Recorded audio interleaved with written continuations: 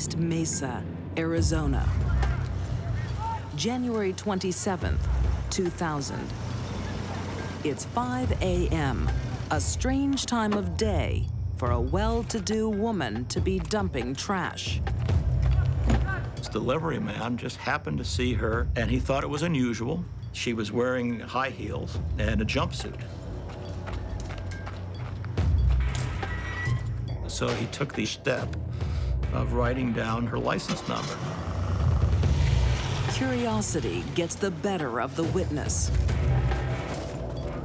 What he finds will not only shock him, but the entire city.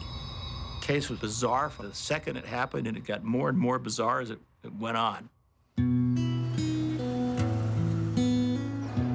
In the early 90s, in Scottsdale, Arizona, French-born Valerie Pape is well known to the pampered ladies in town.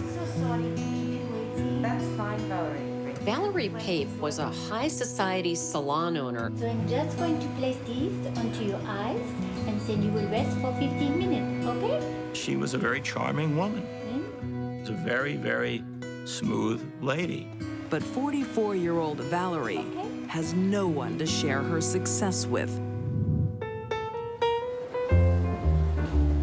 Until she catches the eye of bar owner, 54-year-old Ira Pomerantz. She was a woman of taste, definitely an attractive lady, and I think a lot of men would have been very glad to have met her. He was a little older than Valerie, and according to his family, he just sort of fell for her. I see you drinking champagne. Ira is well known in Phoenix as a successful entrepreneur. I own a few restaurants. Cheers. Valerie falls for his charm and money, and they soon marry. They lived a glamorous life.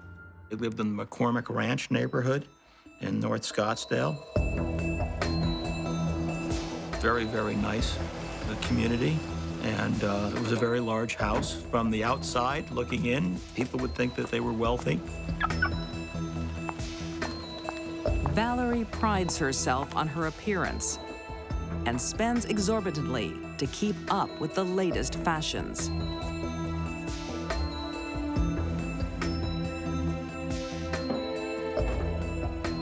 But when her husband's business ventures start failing, Valerie keeps spending. Spending money we don't have. Need these things for my salon. Why would you do that? Valerie bears the brunt of her husband's troubles. The marriage turns violent. You bitch!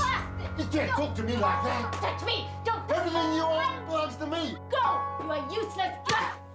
You own belongs to me. You take that crap back. You take it now. Back. I hate you, you pig! Damn bitch. Get out! You're More than one friend of Valerie's told police they had seen her bruised and battered from domestic violence. There was no question what was going on. Valerie gets an old friend from France to come and stay with them. It doesn't help. It makes matters worse. Her husband's anger turns to jealousy. Do you mind speaking in English? This was an aggravation for Ira Pomerantz. We were just talking about the little cafe that To have a man living under the same roof with you and your wife. So certainly that didn't help. Share breakfast a lot, did you? Her plan to protect herself has failed. Valerie decides to take more drastic action.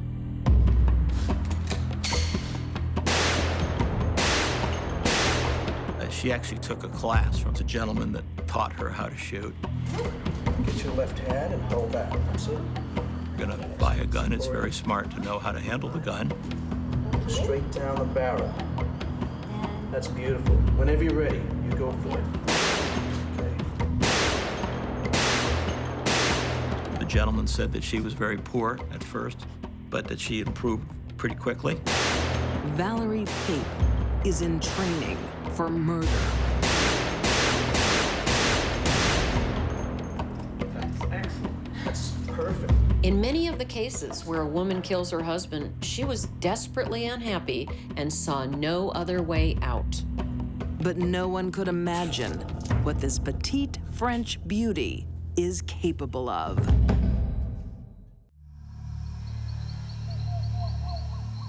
January 23rd, 2000. Scottsdale, Arizona. Valerie Pape feels trapped in an abusive marriage. Where the hell have you been? At work late. There was a history of calls to the Scottsdale police. Scottsdale police had definitely been to their home. You tell me where you've been, or I'm gonna bust you up so bad you'll never work in your salon again. Touch me and I go to cops. She no longer wants to be with her husband, but wants a more permanent solution than divorce. I've had enough. I'm getting a divorce, and you're not getting anything. You hear me? Nothing. Most people have ups and downs in their marriages, but would never dream of killing their spouse.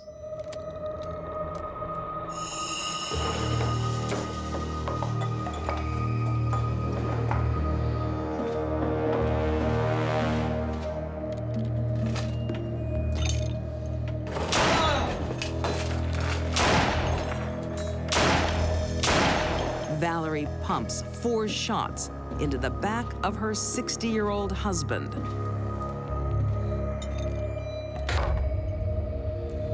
Mr. Pomerantz pushed her too hard, and she killed him.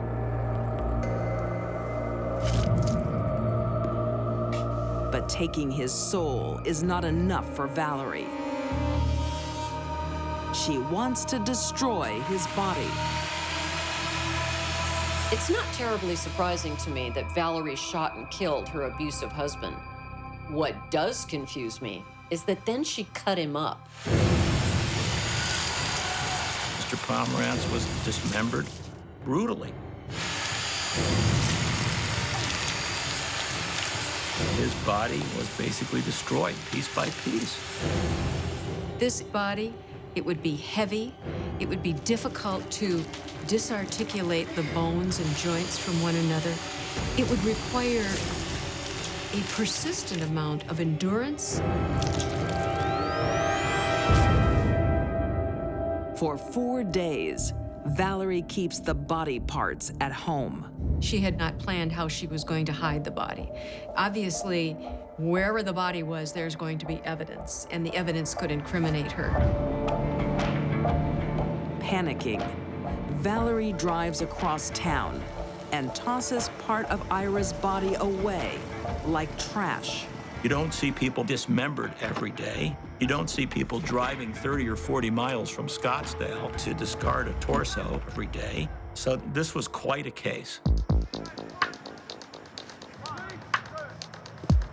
This delivery man just happened to see her lifting this odd item out of her trunk early in the morning, and he thought it was unusual. She was wearing high heels and a jumpsuit.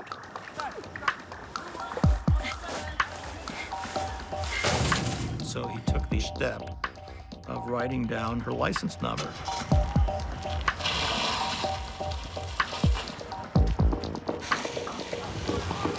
They found poor Ira's torso sitting there in the dumpster. His head, arms, and legs were all missing. Battered women have been known to kill their husbands, to shoot them, but it's rare that they chop them up. Thanks to the eagle-eyed delivery man, Valerie is soon tracked down. The car was registered to Valerie Pape. They found blood in the house. The police found some receipts for saw blades that would have been a useful tool in dismembering someone. Valerie Pape never stands trial. In 2002, she accepts a plea of second-degree murder. At her sentencing, the judge asks her to come clean and disclose where the rest of Ira's body is. Judge Galati was very angry at Valerie Pape. He begged her, more or less, please tell us whatever happened to the head and the legs and the arms of Ira Pomerantz. And she refused to give it up. Ira Pomerantz is still not properly laid to rest. Valerie Pape is sentenced to 16 years in the Arizona State Prison. She is eligible for parole in 2018. I don't think Valerie Pape is a natural-born killer. I think she snapped.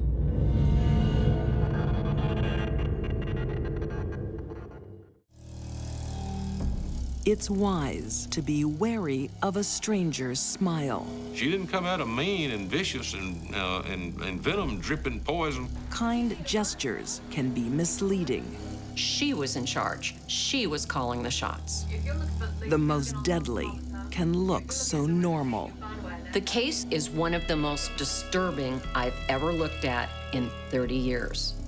And I think the reason is the leader of the killers was a woman, and she was the worst. 1979, Murfreesboro, Tennessee. Judith Ann Adams is a 15-year-old cheerleader when she meets Alvin Neely, almost 10 years her senior. I'm Judith. I'm Alvin. I ain't seen you around here before. Well, you know, we got more exciting things to do than marry him in the trailer park. Despite the age difference, Judith Ann is soon the dominant one. It's a free country. She was very smart. She liked using her intellect to manipulate other people, to push them around. To be honest with you, he seemed like a big lap dog. He wasn't the sharpest knife in the drawer. How about we don't find ourselves a little place there? That's not very gentlemanly of you. Nice, pretty thing like you. Just seemed to kind of worship Judith, really. May you just love holding one of these. What the hell are you talking about, girl? You know, I feel dangerous when I hold the gun. Soon after Judith enters 10th grade, they run off and get married. And for the next 2 years, indulge in a crime spree. They quickly graduate from purse snatching to firebombing to armed robbery. She was looking for a bad boy, and their criminal life together was born.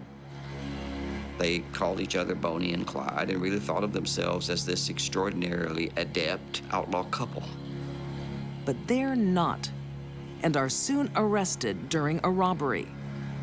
She was a strange girl. She really was. Mike Raglan, a captain of the Rome, Georgia Police Department, remembers arresting a young Judith Ann.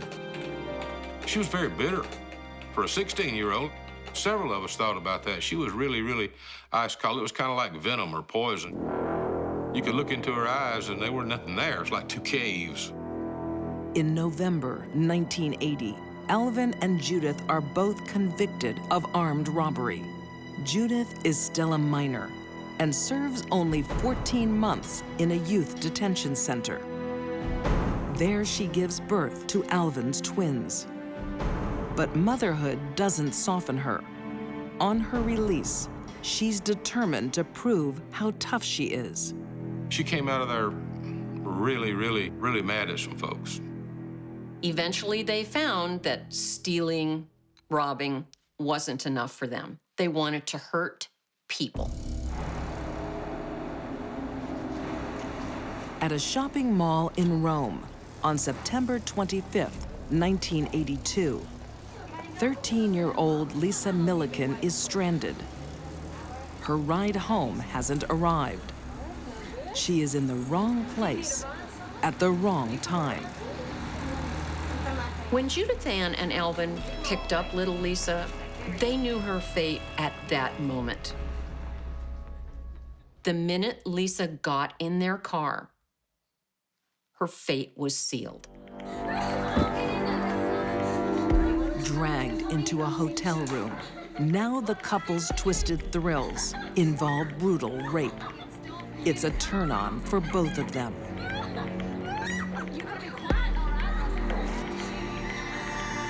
There's nothing worse a human being can do to an innocent young person than rob them sexually, take their virginity, torture them, and that is exactly what Judith Ann and Alvin wanted to do. They were sadistic sociopaths to the core. They enjoyed the suffering they caused other human beings. Lisa's ordeal lasts for 3 days, and it is about to get worse. Judith is planning an experiment. She wanted to see what it was like for a human being to die slowly after having a poison injected into their veins.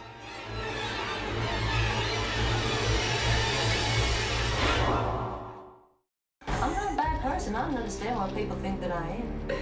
For days, 13-year-old Lisa Milikin has endured unspeakable torture at the hands of Judith Ann Neely and her husband, Alvin. And Lisa's suffering is far from over. And I tell you, you're gonna be going to hell. When it's decided that Lisa is to die, Judith takes her out to a desolate area on this little river canyon. Judith's grisly experiment involves corrosive drain cleaner. She wants to see what it will do to a person. When you inject something like this, it dissolves things. And so it's going to dissolve the blood vessels, the muscles, the fat, and the skin. The tissues begin to burn and feel very caustic and very hot. Judith gives Lisa multiple injections. I'm gonna give you something to help your life now. The individual would have extreme pain from that point on. The Drano is dissolving Lisa's flesh from the inside. Oh, it was awful. It was awful. There's nothing for a 13 or a 14-year-old girl to have to endure, or any other lady, or any other man or person for that matter.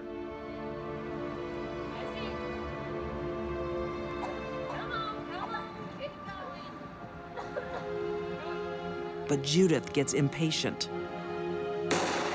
And then, you know, she's killed, slaughtered like some kind of an animal.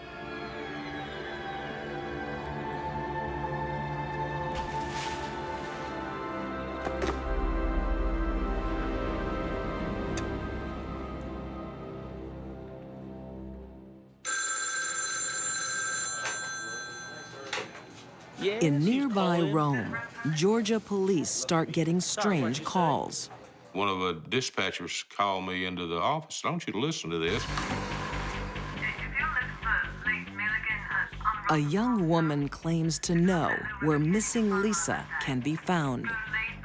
At the bottom of Little River Canyon. She keeps calling different people. Hello, is that DeKalb County Sheriff's Office? Hello, is that WLJ? After several messages and searches, the police make a grisly discovery. It's 13-year-old Lisa Milikin.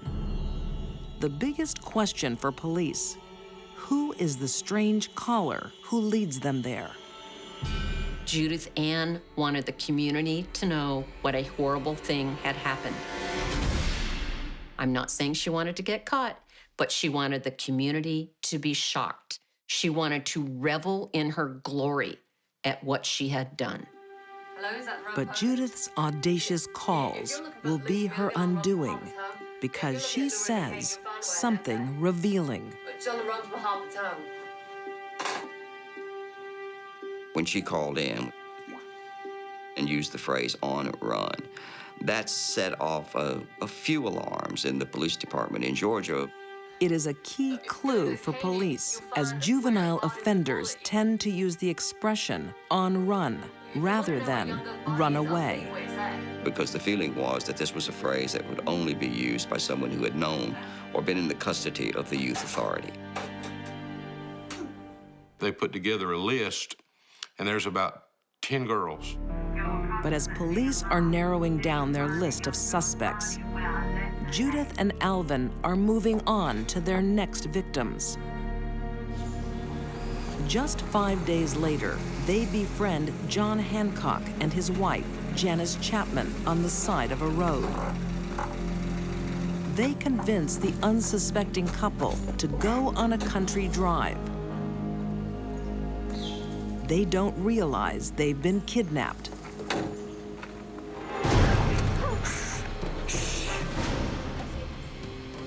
She takes a pistol and she marches him up into the woods and shot him in the back.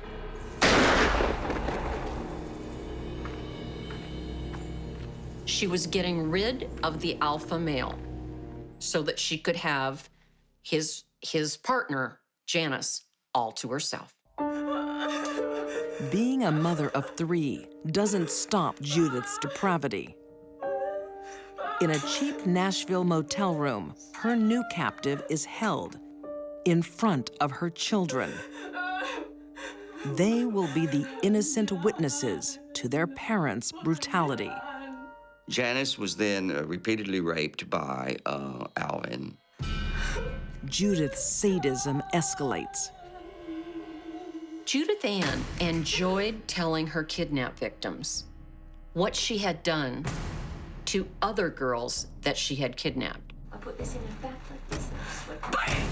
It's like that. And she didn't even fall over the edge. She ended up falling backwards and pushing myself. She enjoyed scaring these young women. And I took it right into her neck.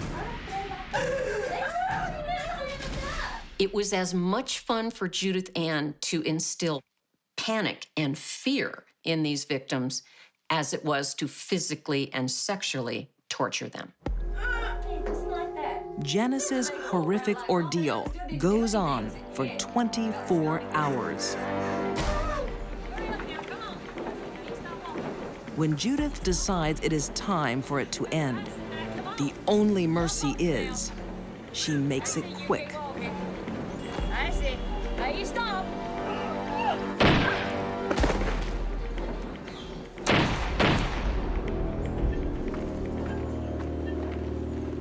They did not find her body until it had deteriorated quite a lot.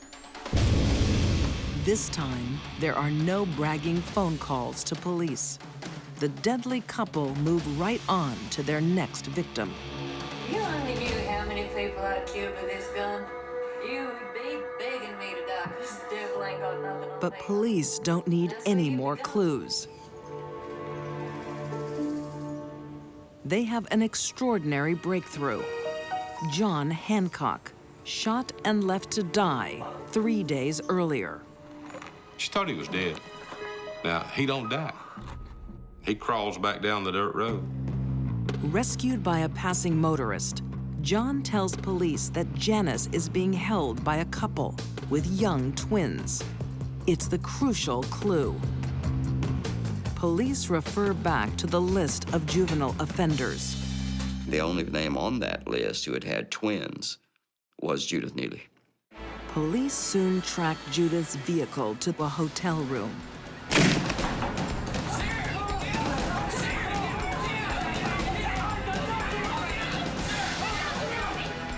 They are too late to save Janis Chapman.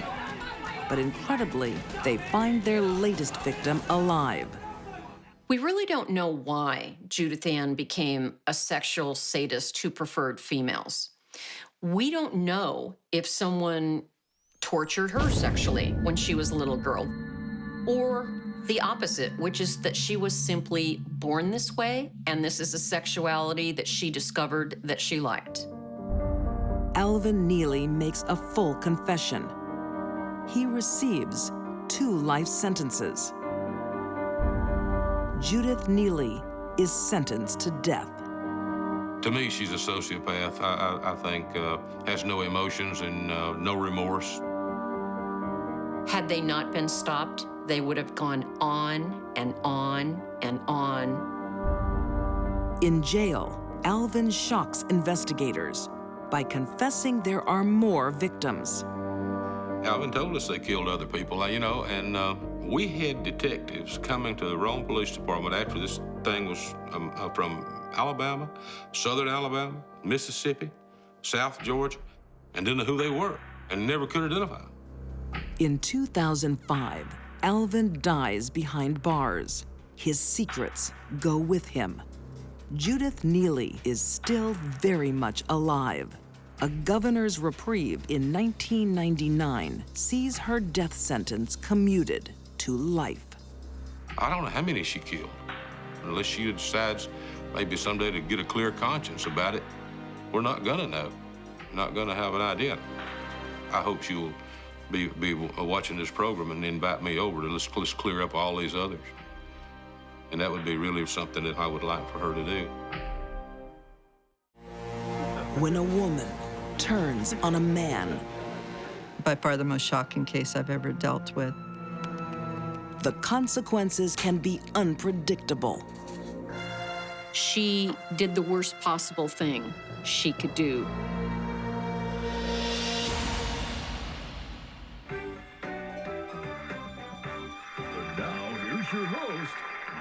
San Marcos, California, 1997. It's another afternoon of alcohol and drugs for Susan Eubanks. She uses them to mask her pain, as she has from an early age. Susan Eubanks got a rough start in life. It was an alcoholic family. There was physical abuse, emotional abuse, and according to Susan, there was also a lot of sexual abuse. And she married young, probably just to get out of the house. But Susan has no luck in love. Her 2 marriages have failed. She now has 4 sons with 2 different fathers to raise on her own. What are you doing home? School's over, Mom. Don't speak to me like that. Most of the time, Susan relies on her oldest son, 14-year-old Brandon, to bring up his 3 brothers. We see this in families that are chaotic. The oldest child takes on responsibility, parental responsibilities for taking care of the younger children.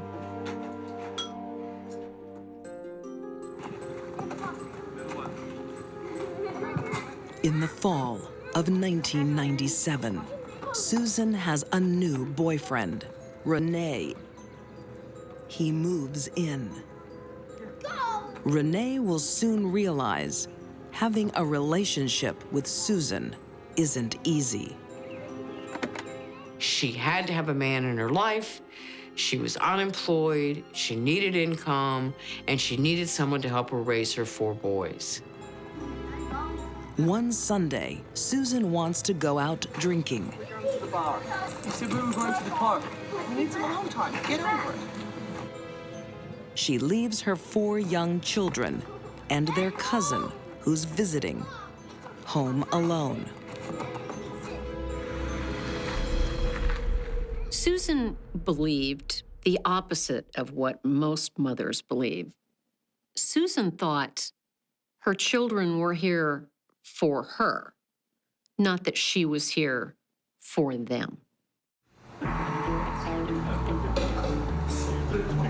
It's still early on in Susan and Renee's relationship.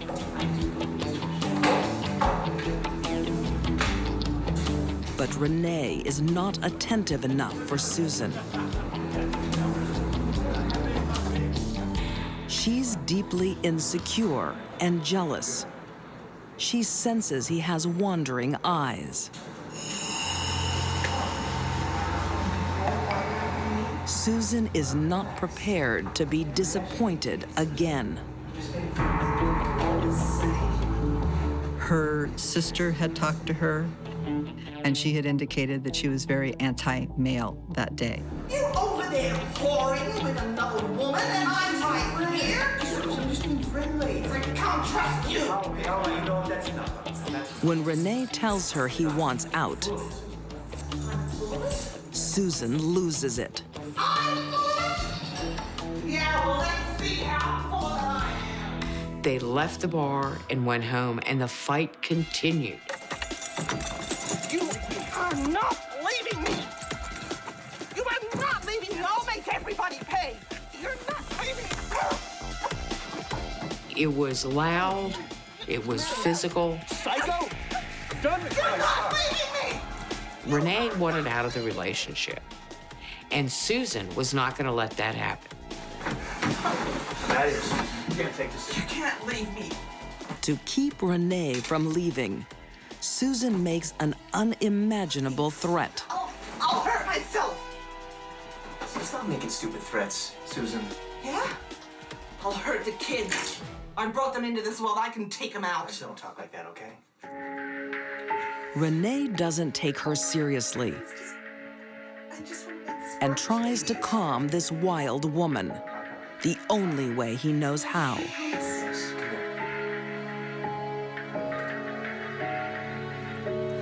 To placate her, he suggested that they fool around, and they did.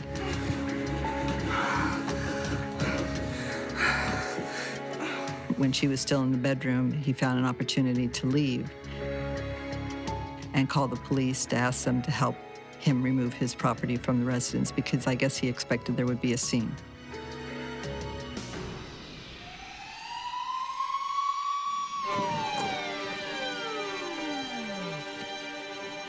When the police arrive, Susan is out of control. Lying bastard. You're all the same. You lying bastard. Get off my property! The neighborhood commotion brings Renee an ally who lives nearby. Someone who knows Susan's rage.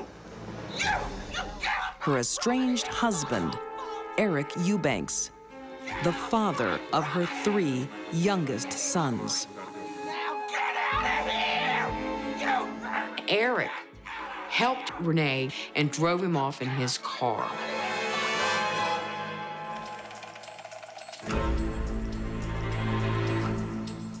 Renee's rejection is bad enough, but now a perceived conspiracy between the 2 men sends Susan over the edge.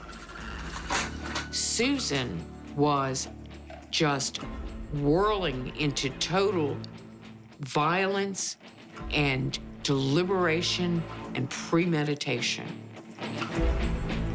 Susan plans her revenge. Susan writes to the fathers of the children, "You left me. You left me. Now you prepare yourself to lose what you love the most." It's not just Renee and Eric in her sights. It's also her first husband, John.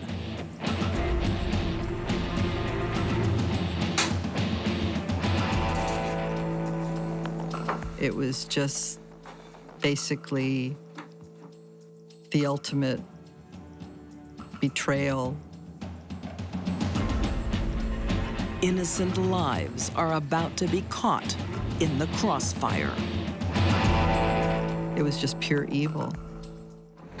Susan Eubanks is white hot with rage when her boyfriend walks out. You're not leaving.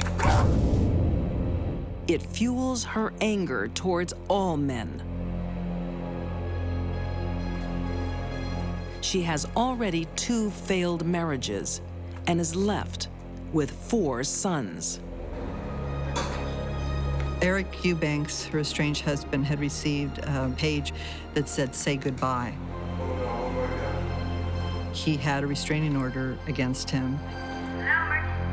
So he called the police and asked them to go and check on the welfare of his children. It's urgent. It's an emergency. Something's happening. But it will be too late.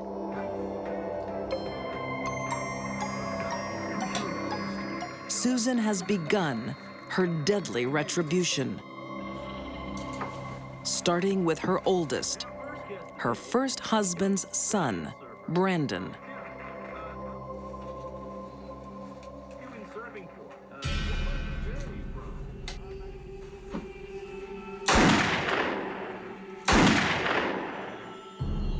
She would have had to kill him first because he could have easily overpowered her, and he would have done anything to protect his brothers. Susan moves on to her second husband's 3 sons.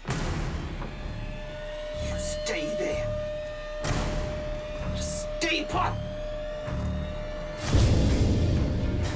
The 3 remaining children were probably terrified out of their mind. Stay put. Austin was on the top bunk. One hit him between the bridge of the nose and the eye. There were other bullets that went through the window. We think that he was probably dodging the bullets when his mother was pointing the gun at him.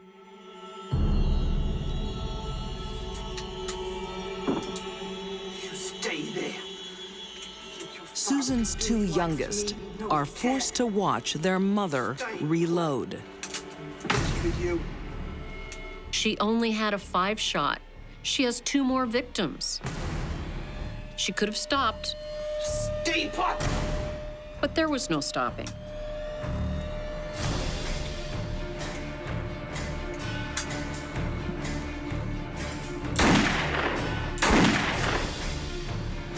Brigham was shot once on the right side by the ear and then on the back of the head. There was a muzzle imprint, so she put the gun right up to his head.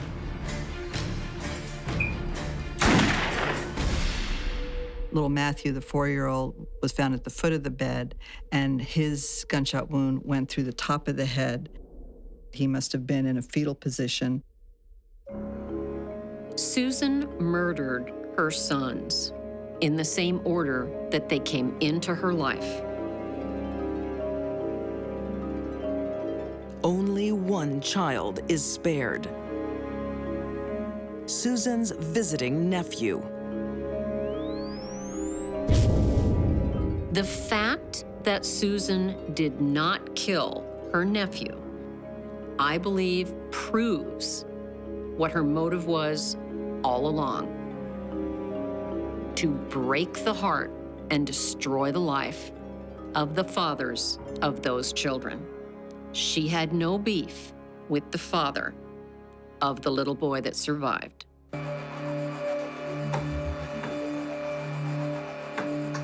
Next, Susan turns the gun on herself.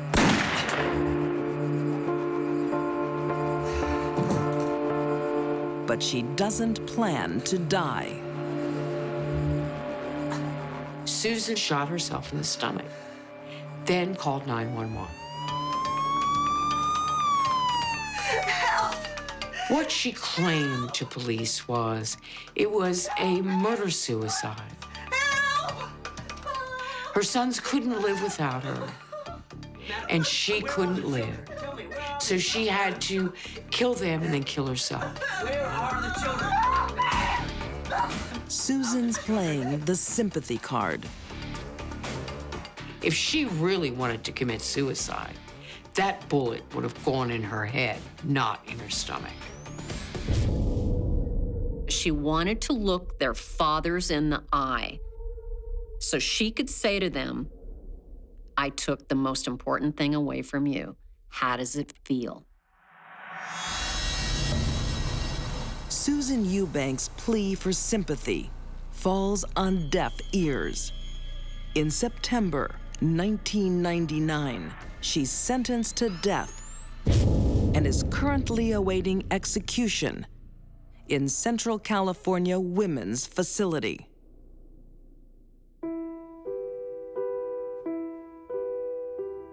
The tragedy is Susan's insane quest for love leads her to killing those who loved her the most. She executed those children and wiped away all their hopes and dreams just for the purpose of getting back at the men that she was angry with. Susan Eubanks will be remembered as one of the coldest, most evil mothers that ever hit the face of the earth.